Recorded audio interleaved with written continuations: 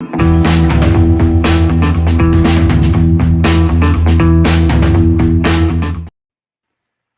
all you awesome people out there. My name is Scott Churchson, and alongside me, as always, is Mr. Ryan O'Regan.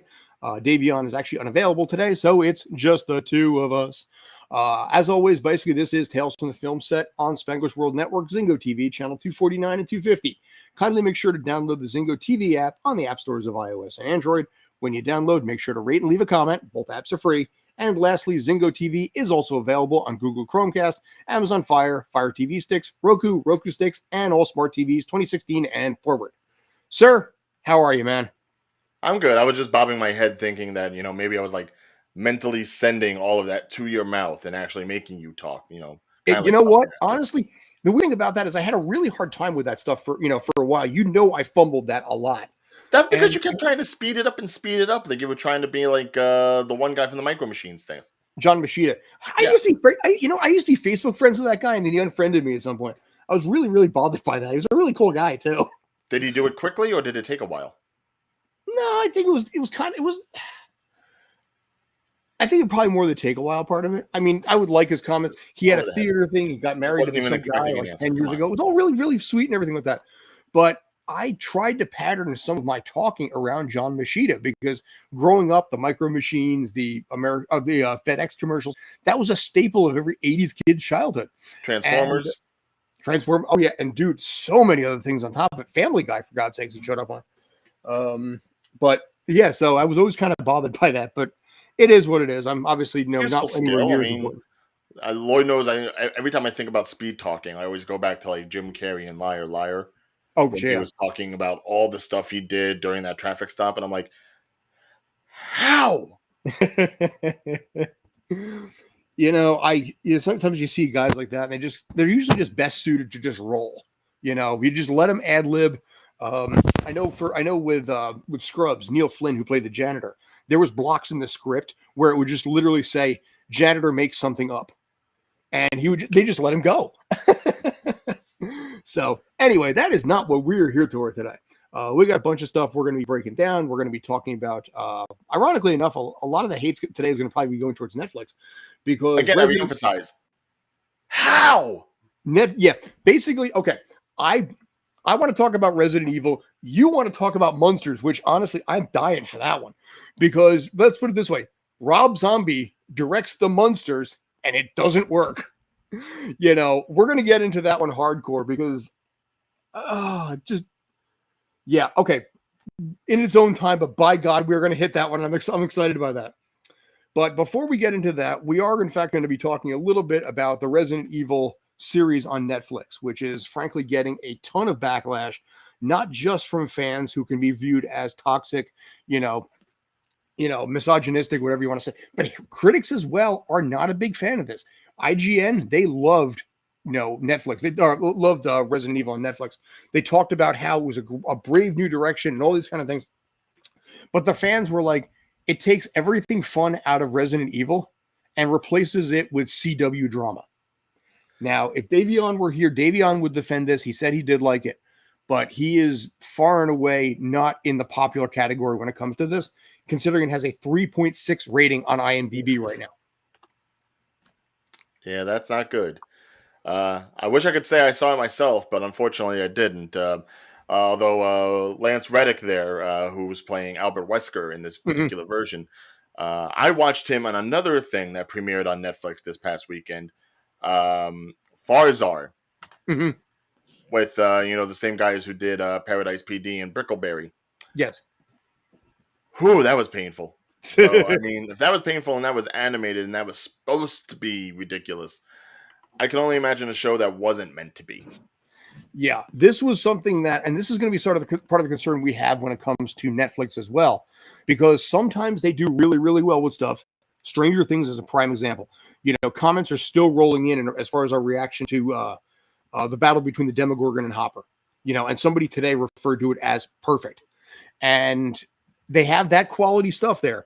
And then by the same token, they come out with certain things that are just fast food product. And this is where I think a lot of the fans are pissed off because as Resident Evil came out and there was a great degree of excitement, there was also a fair amount of trepidation because you're dealing with a service that's raising its prices and now has made people a lot more pissed off with them because now they're going to be introducing ads into this 4 minutes every hour unless you pay the right amount of money to not get ads. Oh, it's not even that. The new thing that came out today was they may charge you if there is someone accessing your account that's not from your household in order to cut down on password sharing. Yes. So I may have to pay an extra price just because my mom, who lives in the next town over, uses my account, provided she ever goes on it. But and the that's fact is, there's an account, there's a password, it's set up. So Netflix is really trying right now. I mean, they've wanted to get into the franchise business. Like they've wanted their own Star Wars.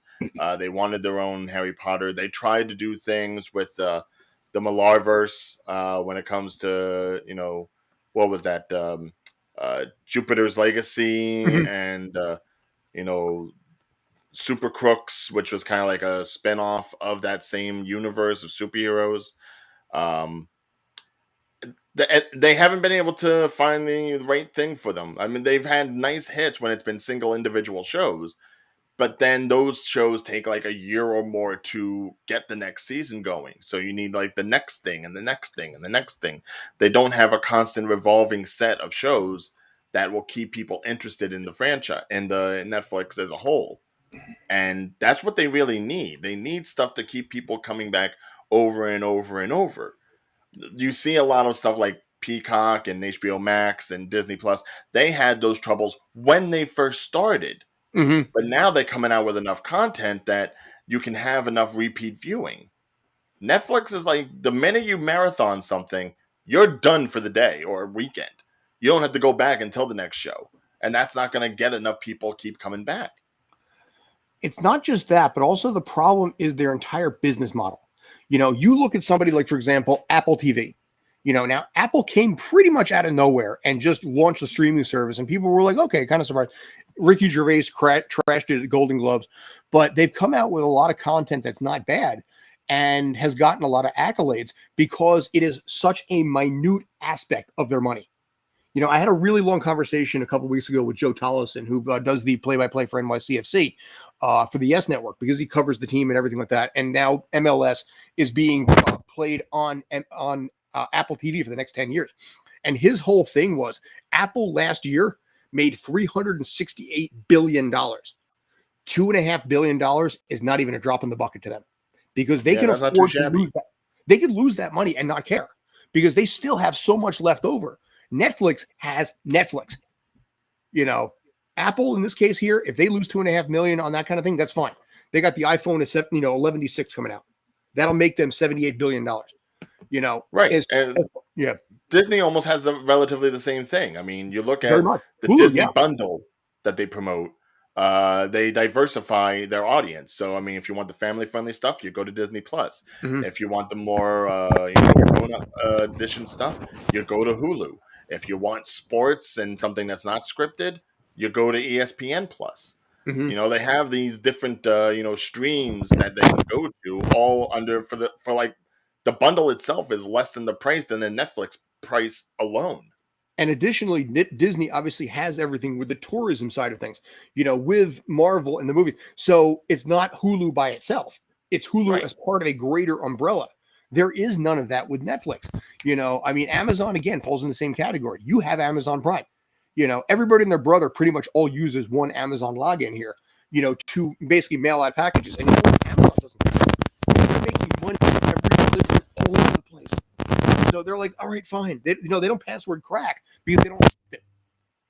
So when they drop a literal $1 billion on, dear God in heaven, Rings of Power, if Rings of Power does end up flopping, and there's a pretty darn good chance it's going to, they will make it up with Prime Day.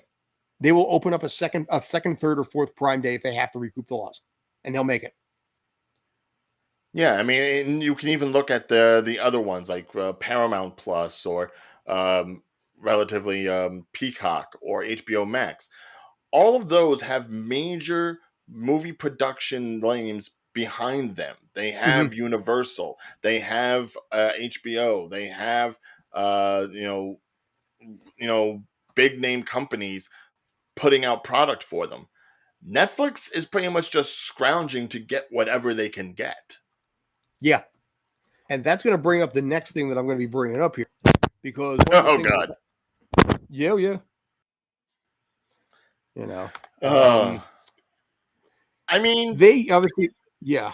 I mean, I'll give you credit. It's honestly, it's like they got it. They got the look right. They really did. I give them a lot of credit. They got the really good look on this. But it's a live action piece, and I don't think the fans are going to take to it. I mean, I think it's going to be worse than Cowboy Bebop, because Cowboy Bebop was kind of one of those things that was sort of rearview mirror. One Piece is I still almost going. think Nami looks more realistic in the cartoon than she does in this. Well, she's less Or Zoptic. they photoshopped something. I don't know. Well, I mean, in the anime, she's a lot more bosomy, to use the Dolly Parton word. But I mean, I think honestly, it doesn't look that bad. I think Netflix, to their credit, if you look at this, you look at Avatar, even if you look at Yu Yu Hakusho, which some of the pictures have come out, I think they get the casting part right.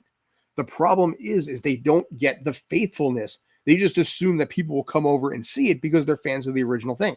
But as a result, this Dragon Ball Evolution, this thing. This looks cartoony in a sense. I mean, look what they did to Chopper. Oh yeah. Well, I mean, it's a little hard to CGI a reindeer that changes sizes.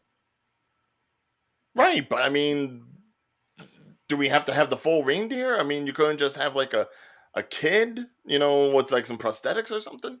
I don't know. I mean, I'll be curious to see. I mean, I might take a look at it. I'm going to have to see what the reviews are. Look at the nose. What's that? Look at the nose on him. Yeah, well, Usopp's nose, I think, is okay. But he looks like Steve Martin and Roxanne. All right, come on. Yeah. I mean, I don't know. I mean, Zolo, I can say, is like, pretty good. Well, they... And, go ahead. Who was the cook? Sanji? Sanji, yes. Yeah. Yeah, they look good, but they look the most traditional out of like any of the costumes. I mean, one's a suit and the other one just looks like a samurai. Well, but yeah, the bright colors and everything, yeah, it does harken back to what they did with Cowboy Bebop, and it's like I'm fine with them doing like an all Asian cast and keeping it like that. They're doing the same thing with Yu Yu Hakusho, but so far, anime adaptations, or at least live action ones, whether it's been done in America or it's been done in the home country, they never work out well, whether it's been movies or TV series. It's like they last for one season or something, and that's about it. So I don't know how much money they're pumping into this, but I almost feel like they'd be better off just doing like a live action movie rather than a live action series. Yeah, but see, you can't make as much money on a movie like that. No, but you can probably get better with the writing and finally tune it rather than trying to do what they did and just copy and paste what was already in the cartoon. I mean, I guess if you were going to do a movie on this, you take it up to Nami's hometown, maybe. I think you might be able to do that period of it. But again, I mean, they got this, they got Yu Yu Hakusho. I heard something. I mean, they may be doing Toriko too. They've decided. Well, we already know there's a Gundam coming out too. There is a Gundam, but that's a Japanese Gundam, though, isn't it? That's Japan's doing a live action Gundam, though. I thought. Yes. I would trust them more than I would trust the U.S. audience. Fair.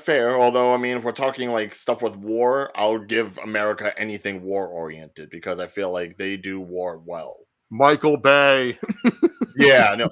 Give Michael Bay a Gundam movie. Yeah. And just to watch all the explosions in space. That would actually work out pretty well if Michael Bay ended up doing an adaptation of Gundam. But that or McG, somebody with like that pedigree. You need somebody in this case who has the ability to turn it into something closer to the original adaptation. To coming back to Resident Evil, part of the problem with Resident Evil is it's too teen angsty. The complaints have been the fact that it's too CW-like. And it's like, you don't sign up for Resident Evil. Outside of there being a Wesker and an umbrella, it almost has like no connection to what you get. And it's funny because a lot of them are like, this is a daring new direction for the series. Roughly translated, it's nothing like the original. Right. There's no Valentine. There's no Redfields. There's no Mansion. It's like they're going for the gory monsters, but sometimes you just start off with the zombie stuff. And mind you, zombie stuff is kind of like waned in popularity. With the Walking Dead and all their multiple series, and that's just like too much to go off of. And um, there was the zombie series that was on Sci-Fi, which I think ended. You know, zombies have kind of gone the way of the dodo at this point. Mhm. You know, I don't think there's much more you can do with zombies without like giving it a couple years to refresh itself. So Yeah, yeah, and say what you want. I mean, they let me went in a close that different out. Let me hide direction that with for the you. whole Alice thing, Mhm. but boy, did those first 2 or 3 movies stay true to the games. They did. That's weird. It's not like we don't. Perhaps I treated you too harshly. But see, that's And the like I sad said, thing is, he looks like Nemesis, like that. he kind of does, yeah. But you look at something like this, and people start to realize that it's like, oh, that actually wasn't that bad. But the Resident Evil movies themselves, the original Mila Jovovich movies, you knew what they were. They were pretty much pure unbridled escapism. You're going in there, you leave your brain at the door. And that's what these movies were designed to be. I think what's happening right now with Netflix is they're trying to avoid that. They're trying to basically do pure escapism. The reason Stranger Things works so well is because you could leave your brain at the door for that one. And it worked prime because they had so many years to barely perfect that story and figure out what they want to do. And you didn't have to sit there and basically, have anything really try to shove down your throat. No politics, no information like that. It was just pure unbridled escapism. And that's what I think is so important right now, because as we are bombarded with more and more and more negative things, and we're going to talk about what happened with Law and Order Organized Crime this morning, because I routinely am in that neighborhood and had an incident less than a block away from them a few weeks ago. As we have these kind of things that are constantly down our throat, the need to get away from it up here is more and more important. And that is what I think the original Resident Evil did. Botched though it may have been, it was popcorn fun. And by God, you need some popcorn fun every now and again. Right, but I almost feel like it's doing the Netflix brand some disservice because, I mean, think of it from an actor's point of view. Think of it Mm-hmm. from our point of view. I want to say that to the point now, it's getting that if you hear that something is a Netflix production, you already kind of feel like it's going to be, part of my French, half aid, not fully cooked, as it were. If it was something like Apple Plus or HBO Max, and you heard that yeah, that was something you go, that's something you run for. If you Mhm. heard that something with Hulu was happening, you go for that. But Netflix is kind of being like the black sheep of the streaming world now. So much Net- so that even if they are going to go ahead and open up a studio here in Jersey, you really have to question the kind of work that they're going to be doing. I don't have to question. I've been through it. Last August, there was a movie that I actually legit don't remember the name. I'll try and find it maybe after the show. But they had us do overnights in Brooklyn, and the outside in the middle of August when it was 80 degrees, 85 degrees, and breeze was actually cooler than it was inside the studio, inside where we were filming inside this bar all Oh, night. I hate that. One of those ones, no air conditioning, crowded environment. It just sticks on you. Yeah. It sticks all of you. And there was, crew stepping on each other. It was just, it was not an enjoyable experience. We wrapped about 6:00 in the morning. I walked over to the subway, got back to my car, went to bed. People came back the next night, and somebody was actually there to replace me because I had to do. I was just like, I'm not doing another overnight. I had like 3 overnights in a row, and I'm like, I'm out. But I ran into the guy who replaced me a few days later on something else, and he told me that the new rule per Netflix is that they are not required to give union members safety rides after 2:00 in the morning. Now, the rule is, according to SAG, after 9:30 at night, if you were in Brooklyn, Queens, the Bronx, Staten Island, New Jersey, they have to at least offer you a ride back to like Penn Station, Grand Central, or something like that. You can say no, and that's on you. But You have to go be offered somewhere to like a major concourse. Except apparently they've signed a deal with Netflix that Netflix has made the decision that it's up to the individual production if they're going to offer that or not. So Ooh. what ended up happening was one of the people that I worked with the night before at 4:00 in the morning was walking back to the subway, and by God, she got straight up mugged. And that was something that left a really, really sore spot, with a lot of the people. And listen, I was just low end BG, low end of totem pole, but you know what? It's easy money. but it left a lot of people really, really pissed off at Netflix because, and also SAG as well, because of the fact that this was something that is putting us as dues paying members in harm's way. And that's where you talk about, the black sheep being Netflix. Hulu has never done that. Amazon has never done that. Apple TV's never done it. The TV houses themselves, CBS, NBC. No, Netflix apparently can now. Oh, that is scary. I Yeah. mean, they're so worried about like COVID stuff and making sure that the actors are taken care of in that respect. But as far as physical harm, good luck to you. Which is funny because actually the COVID restrictions have been lifted in a lot of places where COVID's not as bad. So like Atlanta, I think some parts of, maybe like LA. Here in New York, where the COVID rates continue to rise because nobody on a subway ever wears a mask, they have to continue repeatedly doing COVID tests. So probably Friday, I'm going to go back for another COVID test in the same location right by where Law and Order had its incident this morning. Oh no, that's Oh, yeah. So I know exactly where this COVID test is, and it's probably about, we'll say maybe at most 500 feet from where somebody was straight up murdered this morning on the set of Law and Order Organized Crime. Not somebody, I don't think I know the guy, but I know exactly where that was because my COVID tests are right around the corner, and I was there literally a block away last Friday. Well, it wasn't an actor; it was a part of production, wasn't it? It was a parking PA. So when you bring cars to set or they load the trucks up and everything like that, this is the guy that tells you where you got to go. So when you bring a car to set, they're like, okay, park over here, park. When the trucks come in for hair, makeup, whatever, they tell these people where they got to park. It's honestly, it's not an involved job, but it has very odd hours. So this guy, if it's a 7 a.m. production, this guy's usually there like 4 o'clock in the morning. Yeah, that's the thing. I mean, actors will always complain about how early they have to get to set. The crew is there at least like 2 hours prior, if not more. Yeah. Parking in locations has different hours. They're not kept to the same schedule, but they, have cockeyed hours where they're there 2 to sometimes 5 hours earlier. And in this particular case, the guy was just chilling in his car, 5:15 in the morning. Some dude opened up the car door and just shot him dead in the car. And production shut down for the day. All the Law and Orders just started their production schedule. They're within like 2 weeks ago. So this is one hell of a black market. Apparently it was an outside kid that was brought in. So it wasn't a regular, part of it, but it was just a day player kind of thing. But I looked up that address. It's right outside of a church. And it's like, oh, I know where that church is. It's on North Henry Street. I know North Henry Street because the Good Fight, their COVID tests are on the other side of that block. Oh, Jesus. Yeah. I walked on North Henry Street the other day. So it's like, how is there not security just patrolling the area to make sure there isn't riffraff? I don't know. I mean, like I said, you know this story, and I mentioned this before. But yeah, I remember when you were actually in your car, and roughly the same thing happened. Guy like opened up the door thinking he was going to take the car, and you were just there. Yeah. I was sitting. There's this gigantic gravel lot on Monitor Street, 1 block over from North Henry, and you park there for COVID tests, and you're left alone. Nobody ever really takes these spots.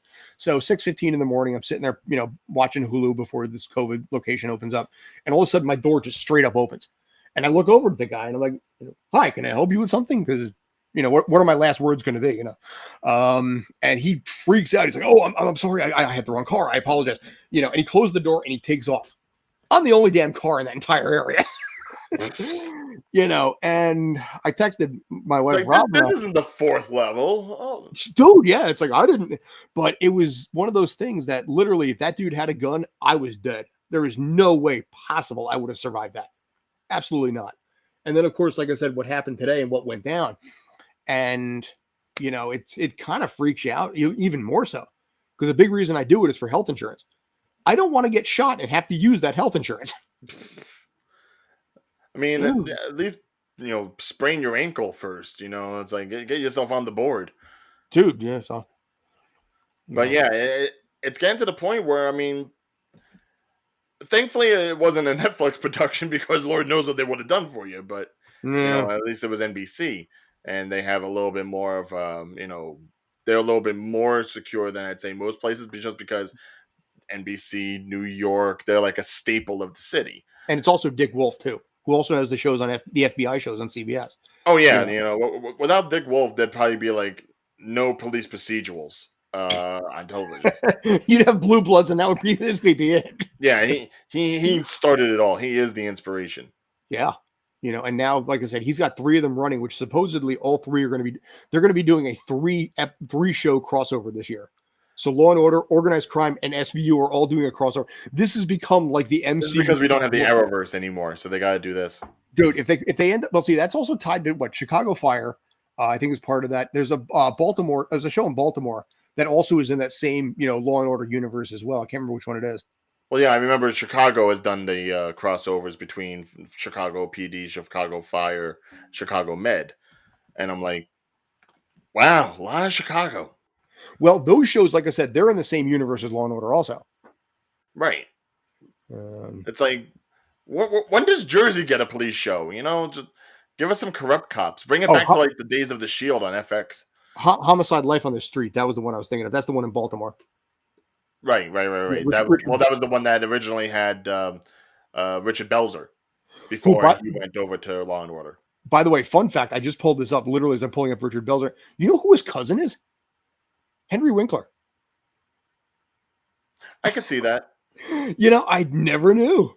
Dude, that is kind of cool. I mean, I can see it. No, I see it. I see it. They have like a familiar face structure, that long face to both of them.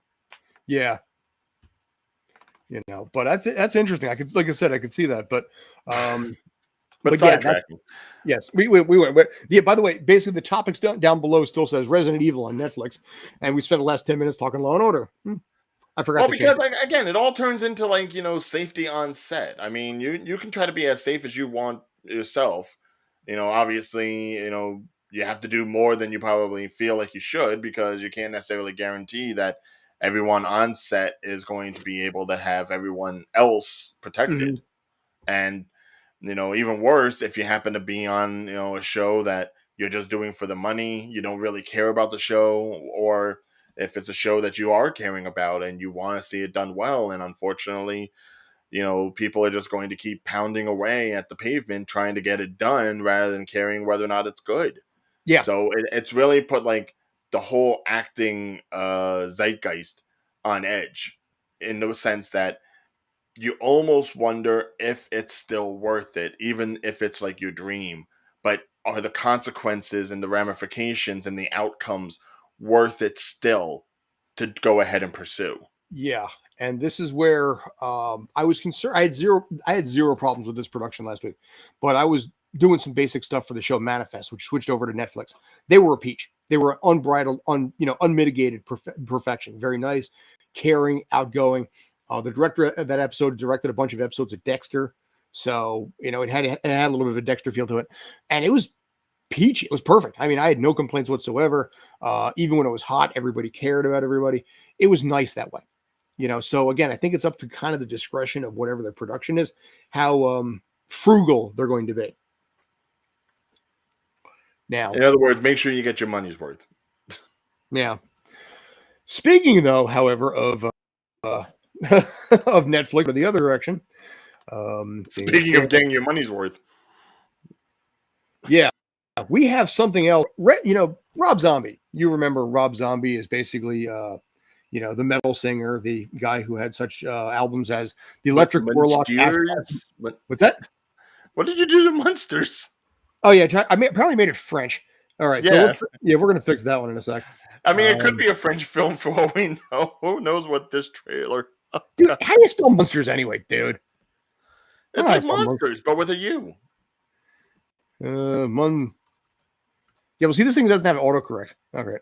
Oh, so it's monsters. I thought it was trying to be like Munster cheese. Like, is that it? Yeah, les monsters. Well, yeah. like Munster, it might stink a little. It might stink a little. Did I spell it right this time? Yes.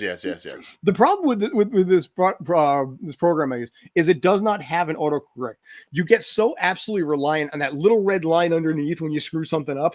This is, so when I have a typo, it's like, yeah, we're not going to tell you. We're just going to let you sit there like an idiot. Right, but this is why you have me. So. And thank you for reminding me that I am in fact an idiot. But yeah, Rob Zombie, you may remember him from such albums as Mondo, Sex Head, and also the Electric Warlock the Electric Warlock Acid Witch Satanic Orgy Celebration Dispenser. You know, Or that's, just songs like More Human Than Human, Dragula. yes. He also directed House of a Thousand Corpses, Halloween 1 and 2, the remake. So, and even the trailer itself said, from the director of House of a Thousand Corpses comes the monsters. So, this is the monsters. I Now, the know thing you. is, I'm not surprised that Rob Zombie would go ahead and take on the monsters. I'm not.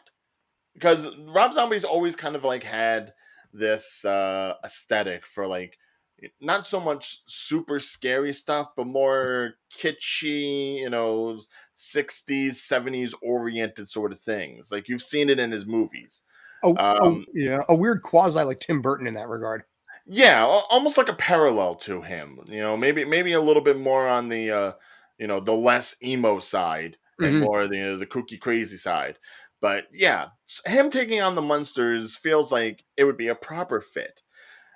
I think first of all, obviously the idea that this is going to be like an origin story where we see Lilith and Herman first meet and Yeah, which become a is couple. weird.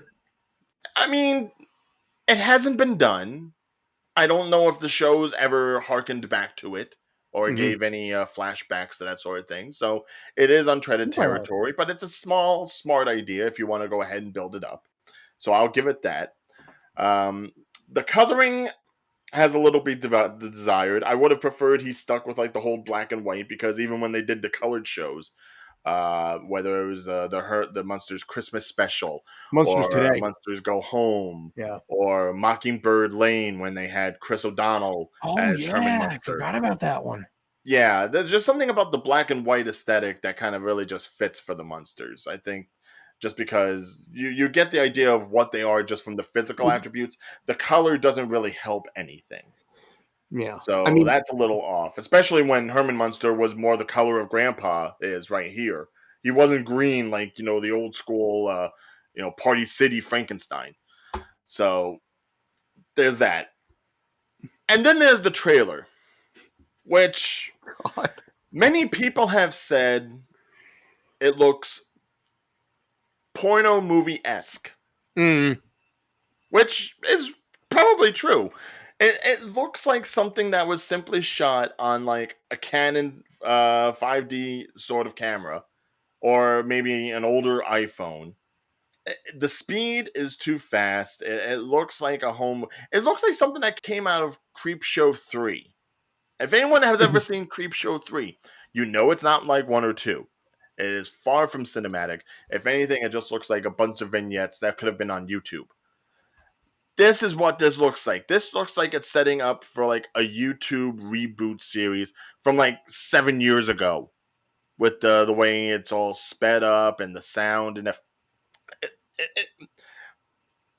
how did Rob Zombie get $40 million to make this? yeah. 40 million, folks. 14 million for something that doesn't even look like it cost 1 million to make. I could do a Kickstarter and I could have gotten more money and I could have made the same thing. Number And I one, could have pocketed the rest. number one comment on YouTube about this. Fun fact: this movie's entire budget was made up from Spirit Halloween gift certificates that Rob Zombie found in a box at a convention once. This looks like a Spirit Halloween commercial. Oh, This is something I feel like if you went around to like Monster Mania or Chiller and just like recorded 3 days worth, you would have gotten this. you would have gotten that low end cosplay of Bizarre AC. I know. I'm not trying to say anything about the actors. I'm sure the actors are doing their best with Well, what they're. his wife plays what's her face. Yeah, well, I was more his of an wife's Addams in Family everything. person, to be fair, but Never say nepotism is dead. His wife is practically in everything Rob Zombie dude, the makes. world is all nepotism. Go ahead. I'm sorry. Yeah, all right. And while it was being talked that it was going to get a theatrical release, it is being released on Netflix now. No day and date, no theater release. September sometime. Yeah. But the thing that's really getting me about that is that it's also being released at the same time that Netflix is going to be releasing Wednesday. Its Mm. new Addams Family reboot with Jenna Ortega as Wednesday Addams, who Mhm. we haven't really seen like a full trailer for that show yet. But I love the way Jenna Ortega looks as Wednesday. She's a little bit more freaky. The Yeah. eyes are bigger. The face is a little bit more gaunt. It's a far cry from Christina Ricci, who just looked like emo, you know? So I had high hopes, especially considering Tim Burton was on board for the show. But now it almost feels like it's going to end up with a bad taste in its mouth because it's going to be put next to this thing. Yeah. So when you And have them side by that's side like that, unfortunate because I feel like it probably could be a good show, but I feel like the Munsters is going to drag it down a bit. or be completely forgotten and overshadowed anyway. Right. And the thing is that there are some people that are going to have just that sick curiosity to want to go ahead and watch the movie just to see how bad it is. It's going to be like a Troll 2 sort of thing. So bad it's good. Oh God, please no. It could be. It very well could be. A lot of people were saying that they were thinking this was just a gag reel. Like, oh, this isn't the real movie. He's just putting that out there to mess with us. If that was true, then they would have put out the real trailer by now already. They wouldn't have waited a week That's for it to be in the news, on the streams, out there in the that's world. never a good sign. Yeah, But yeah. Look at Jenna Ortega. Like, yeah, that is a creepy looking Wednesday. yes, And I say that knowing that I would grew up with Christina Ricci, who is relatively close to my age, and I was like, mm. that was a girl crush for me. I was like, I went to those movies. I was you, high you, with you her wanted to being be at the summer David camp Krumholtz and of the second being in movie. the bikini when I was a kid. You wanted to Um, be David Krumholtz. I mean, I almost wish I was David Crumbles, man. I wish I was a nerdy enough guy to land a girl like that back then. But this one literally looks like a Wednesday that will hurt you. Yes, it's Like, those eyes. instead of being David Krumholtz, I feel like I'm Pugsley and she's going to like do something to me that I'm not going to enjoy. I'll live through it, but I won't enjoy it. Don't zoom in on the eyes. I know what you're doing. Well, you talked about the eyes that basically look like they can kill you. So Yeah. I'm just trying to help you out here, pal. I'm just trying to do No, it. she's definitely got more like that, possessed porcelain doll sort of look. Mm-hmm. That I'm looking forward to. The Munsters, I almost want to just like get drunk or high and then watch it. Because I feel like that's the kind of experience that needs to happen for that sort of movie. It could be. Which is unfortunate because you really don't see like certain franchises get like a proper reboot. Like I said, the Munsters has tried in the past and it hasn't worked. The Addams Family obviously got their reboot with the 90s movies and they were perfect for what they were. The minute they started going to, without Raul Julia, obviously it faltered. Yeah, I mean, listen, Tim Curry was the one in the third movie, and that's not a bad choice either, as a Gomez. Not a bad choice, but it was still straight to video, which means everything got budgeted down. And even now with the animated movies, I mean, yeah, you got Snoop Dogg as Cousin It, but still, there was enough to make a sequel. And plus, their Jersey. We have to honor the Addamses here in the States. But I think in the animated series, I think John Astin still did the voice though. Yes, for the 90s animated series, he did do the voice. Yes. Obviously, they did the voices back when they would meet up with Scooby-Doo and all that. But which was the era I grew up on. When Scooby-Doo would meet the Harlem Globetrotters or Batman and Robin, or like Shirley MacLaine, and I'm like, I have no idea who this is. I don't care today. Because I'm 6. What do I know? Right. And I'll say one more thing about the Munsters, but just because I don't want to necessarily harp on it too much. Because, again, we haven't seen the movie. We don't know if it's good or bad. It's just the trailer sucks. Only the trailer could suck, maybe. We don't know. It may just be the trailer. It may have been whoever they hired for that. But here's the thing. Talk about who they got for Herman. Usually with the trailer, there are people that are paid to handpick the stuff to make it look the most marketable. Right. Now, the guy that they got for Herman here. Yes. They have made Herman Munster sound and look like such a nerd. Mm-hmm. And Herman Munster wasn't really a nerd. He was just, a little bit more shy, bashful, reserved. clumsy a not the little kind bit, of thing you would think of a rampaging monster. Fred Gwynn, who was the Yeah. original Herman Munster, who, if you don't know who he is, go watch My Cousin Vinny. He's the Yep, he was judge the in that judge. movie. Well, see, before that, he was also the guy in Car 54.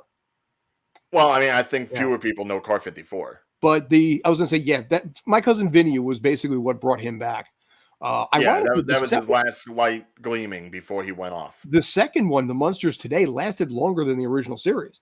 Nobody remembers it because they decided to modernize it, where they went into some kind of a time capsule or something and came out like 25 years later. But that was John Schuck in there, and Lee Merriweather from Batman. Who had Adam West Batman was what's her face? Never remember what her name is. Right, and like I said, there's been other versions before. I know Sam McMurray played Herman Munster at one point. But if you're not even going to get the character of Herman Munster right, if you're going to make him all high pitched and "Hi from Transylvania," well, if you remember, you don't know what you. I understand Rob Zombie wanting to stay close to the original feel of the television series, but then get the characters down packed. Herman is not a geek. Grandpa is not always trying to kill him. Yeah, that's a weird thing about this too. It's like, I don't like him. Where apparently Grandpa was played by Daniel Roebuck from the Fugitive movie, the first Fugitive movie. Yeah, apparently he's trying to kill Herman. Yeah, because he doesn't want him dating Lilith, which, if I remember, there was never really a problem there. And Lilith just seems like, flighty. Whereas usually Lilith just seems like, well, I mean, okay, maybe flighty does help with Lilith Munster. There really wasn't much to her except that, she was attractive, much in the way of Morticia Addams. She looked like the kind of mom that, you wanted to go visit, but you weren't sure if you should. But here, Sherry Moon Zombie just makes her look like a ditz.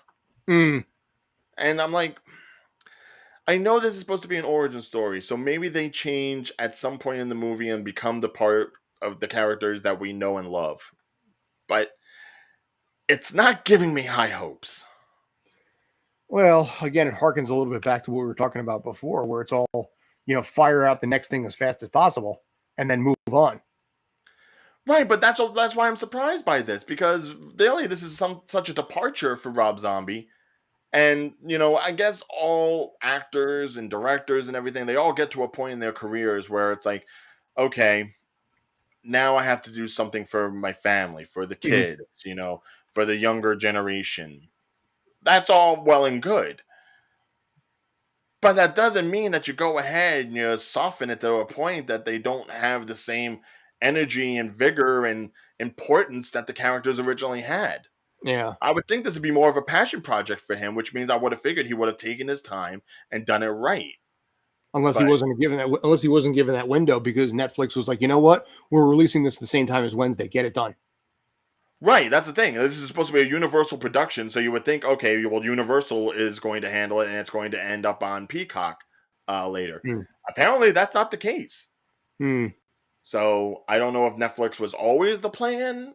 I doubt it was something that they would have done just on shoot from the hip because of the reaction to the trailer. Because let's face it, Hollywood doesn't work that quickly. Whatever this plan was with Netflix, this was done weeks in advance. But I think ultimately it's going to fly under the radar. Right. Wednesday will overshadow it. It'll work for Halloween whenever it comes out. By the time November comes around, everyone will probably forget about it. Exactly. But it'll be there for the TikToks and for the blurbs and for whatever's trending at the moment. And possibly some meme if it ends up basically working into it, where you can somehow meme that image right there into something. Oh, yeah. Or there'll be some clip that'll be meme worthy. Something, I'm sure. Yeah. But I don't know. I like I said, you look at something like this and you're like, okay, well, it's definitely a movie. Crew people got paid for it, which is, covers the health insurance on their side of it. Yeah, I mean, the sets look nice. Sure. Oh, yeah. The costumes are a little questionable. That moment where you saw them shooting lightning, like, oh my God. $40 million! 40! And that's the special effects they have. At least in the television show, they used real lightning. They used with real a fraction of the electricity. budget. They got a Tesla coil and they worked with it. Ryan, settle. Remember your breathing. You're a leaf on a stream. Watch how I fly. Yeah. Yes. Okay. I'm good. Actually, that was yeah. Yeah. Well, actually, it wasn't meant to be that. That was a I'm Dragon gonna Ball be Z. like the Aaron Hansen of this show. I swear to God, I'm the grumpy one. I don't know. Was Aaron Hansen the more grumpy one, or was it really JonTron initially? I'd say definitely more Aaron. It showed more when Danny was around. Which, mind you, happy 10-year anniversary to Game Grumps. I know. My God, it's hard to believe it's been that long. I mean, Danny's been with it for about 9 years himself. Right. So I mean, next year they'll probably have to do a thing for him for his 10-year anniversary. Yeah. But yeah, I know it's gaming, but you know what, Dan Avidan, good old Jersey boy. Yes. So Springfield, New Jersey. Woo! Talks about the snowfall of winter of '96. I remember that one. Yeah. So it sucked. All right. Well, I mean, since we have like a tall guy with weird hair, you know, automatically I think Dan. But that's fair. I'm definitely more the Aaron. Well, see, as middle-aged guy with far less hair than Dan has. Sad. Right, but that's how we. It's kind of like, you know, Sex in the City. It's like, are you a Samantha or are you a Charlotte? I'm an Aaron, definitely. You know, it's weird. I remember they did another movie on that too. You know, they did some like another HBO Max Sex in the City series, I guess, in last year. Apparently, yeah, it was and it's worse getting than a like any of the second other. season. Apparently, it was like the worst thing that they had ever done too. Well, because they bastardized so much from the original series, like the death of Big and some of the characterizations. I still wish Kim Cattrall would come back, but obviously that's not happening. That's icy between them two, between her and Sarah Jessica Parker. And I'm sorry, Kim Cattrall still looks good. So I mean, you put her in something, I'll watch. Dude, I remember her from Big Trouble in Little China. I remember her from Porky's. I remember her from Star Trek 6. Yeah, nobody know the difference. Go watch Porky's. Nobody remembers she was actually in Star Trek 6 as the other Vulcan. Right. Some people don't remember she was in Mannequin, the first one. That is true too. Yeah. Oh yeah. We got to interview Kim Cattrall at some point. I don't know, but we'll figure that out. We'll figure that out. But we got about 5-ish minutes left, so gonna wrap this up at this point. We're gonna be talking a little bit real quick. I just real short on this. Blue Beetle, the latest DC iteration, it's gonna be coming. Apparently just wrapped, so kudos to them. Zolo Mara Duena, who basically is best known as Miguel from Cobra Kai, will be playing Blue Beetle, and honestly, I don't think he looks that bad at it. No, it's a nicely detailed suit. I probably would question the helmet a little bit, only because those yellow eyes really stand out. Like, I don't know if they're going to get CG'd later as they're, doing up things for the show. Could be, but it just makes the helmet look fake. The bodysuit and everything, outstanding. I mean, considering the kind of like physicality he can do with like choreographed fighting and everything, that gives just the right amount of flexibility for him to be able to pull off some of that stuff. Even though the whole idea of Blue Beetle is that he's not like a fist to face fighter, his suit just creates weaponry and gadgets out of itself. It's kind of like a Green Lantern sort of thing. Green Lantern mixed with like Iron Man. Think of it like that. I am curious about that midsection there. He has quite the bulge. It's kind of a bad shot right there, I think. Hey, Blue Beetle's got pincers, It's like apparently, yeah. But I'll be curious. Doesn't have crabs. That's all that matters. That's fair. Be curious to see what ends up happening with this. But credit to, I mean, obviously his character in Cobra Kai has kind of carried that series all the way through. Right, and the thing is, this is going to be the first thing that's, I guess, DC movie oriented that is being specifically made for HBO Max. This isn't being made for a theatrical release. So one can only question whether or not that's going to do anything for the budget. But I think this will probably be like the litmus test to see, okay, there are some things we can go ahead and put out into theaters, like the Batman, like Joker. Uh, and then there's going to be some things that we can make for HBO Max, like He's this, back. or possibly B or C tier listed superheroes that Mhm. in the theaters probably won't garner a big enough audience. So this way you can work the smaller ones on the side and work the bigger ones like Flash and all that, which, you know, what they ever do with the Flash movie is up to them. But you have like your big screen people and your little screen people, which I Mhm. think is smart because then you're not having the constant confusion of like, oh, well, there's a Flash on TV, but there's a Flash in the movies. Which one's the real Flash? You know, you're able to like separate your infinite Earths. We can't say Mhm. multiverses because that's really not been the thing as far as DC is concerned. They just have infinite Earths. So Yeah, multiverse this is can be one infinite Marvel's Earth. department. That the movies can be another one. We don't have to worry about any of the stuff with the anti-monitor crossover because they already did that in the Arrowverse. They've already canceled so many of the Arrowverse shows that there's only 2 DC shows coming back to the CW, and that's going to be Superman and Lois, Which is not part of and the universe. what is the other one that Flash is the other one, still going. Flash, which Yeah, is probably going into its final season. yeah, Outside of that, and you have Superman and Lois. Stargirl, you have Titans, all Yeah, that stuff is on HBO Max already.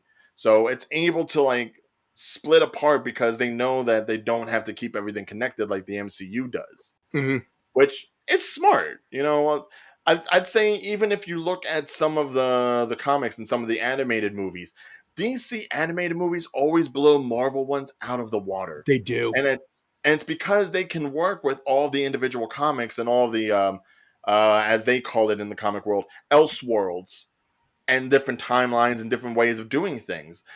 DC and Warner Brothers can work with that to such a degree that nothing has to connect. It doesn't have to be like the It could be Justice League. It standalone. doesn't Yeah, have to be the Snyder Cut. Just make sure that you're doing the characters justice in whatever format you put them in. and also for the most part, if you ever notice with a lot of these, you get Kevin Conroy oftentimes will play Batman, and if it's not him, maybe John DiMaggio is not a bad choice either. I don't, no, John Well, DiMaggio. who's the one that they usually get for the animated nowadays? Diedrich Bader. Dieter, yeah, was he the one that did the Son of Damien ones? I don't know if he's the one that did Son of Damien. I know he did Brave and the Bold, and he's the Batman that they use on Harley Quinn. Okay, yeah, because I mean the one that was used in the Damien storyline was good too. That might have still been Conroy. I'm not sure. Okay, I don't remember offhand. I feel like it wasn't, but yeah, the DC animated stuff works that way because it is, like you said, so standalone. It doesn't have to tie into anything else, and it has enough calling back, and also feels dark enough. It doesn't feel kid friendly. Yes. I think that's part of it too. We got to wrap this up in about a minute, but yeah, the fact that they can be standalone, going into it if it's going to be dark.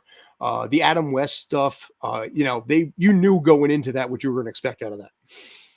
Him, Burt Ward, and one of them, William Shatner, I think it was the Riddler.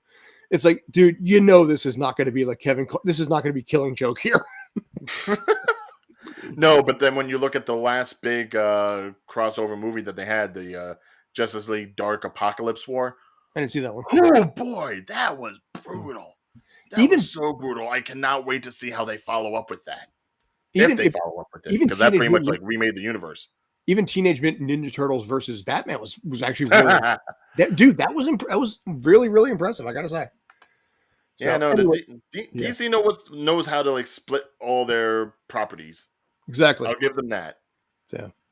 So Robert would love me hearing that. I'm sure. He'd be like, "Yeah, DC, that could be only one." So anyway, we got to wrap this up. Thank you, Ryan. I appreciate it. D will be back on next week. Coming up probably on Thursday, we're going to do some kind of watch party. We don't know what it's going to be, but we can guarantee it will probably be bad, and not bad in a good way. Anyway, catch you later. I'm Scott. Ryan, thanks as always. Stay awesome.